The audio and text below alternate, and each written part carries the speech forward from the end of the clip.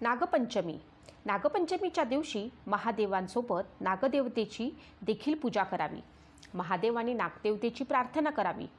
सकाळी लवकर उठून घराजवळ कुठे नागदेवतेचे मंदिर असेल तर तिथे जाऊन नागदेवतेची पूजा करावी किंवा घरीच नागदेवतेच्या प्रतिमेची पूजा केली तरी चालते.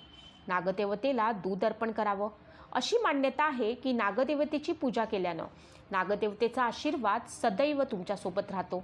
अशी देखील एक मान्यता आहे की त्या दिवशी केवळ उकडलेलं अन्न खावं. यामागे अनेक कारणं आहेत. श्रावण हा महिना पावसाळ्यात येतो. पावसाळ्यामध्ये तुमची रोगप्रतिकारक शक्ती कमी झालेली असते. उकडलेलं अन्न हे पचनासाठी हलकं असतं. त्यामुळे या दिवशी उकडलेलं अन्न खावं अशी मान्यता आहे.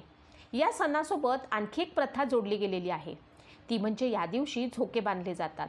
शहरी भागात ही प्रथा काहीशी लोप पावली असली तरी देखील ग्रामीण भागामध्ये आजही सर्वत्र मोठ्या उत्साहामध्ये नागपंचमीच्या दिवशी झोके बांधले जातात. या सणाला विवाहित महिला आपल्या माहेरी येतात. या महिला झोका खेळण्याचा आनंद घेतात. ही प्रथा आजही ग्रामीण भागामध्ये सुरू आहे. नागपंचमीला काय करू नये? अनेक ठिकाणी नागपंचमीच्या दिवशी जिवंत नाग पकडून त्याची पूजा करण्याची प्रथा आहे. महाराष्ट्रातही 1-2 ठिकाणी पूर्वी ही प्रथा सुरू होती. आता मात्र यावर बंदी घालण्यात आली आहे. त्यामुळे अशा पद्धतीने जिवंत नागाची पूजा करू नये. त्याला दूध पाजण्याचा प्रयत्न करू नये, कारण त्यामुळे त्याच्या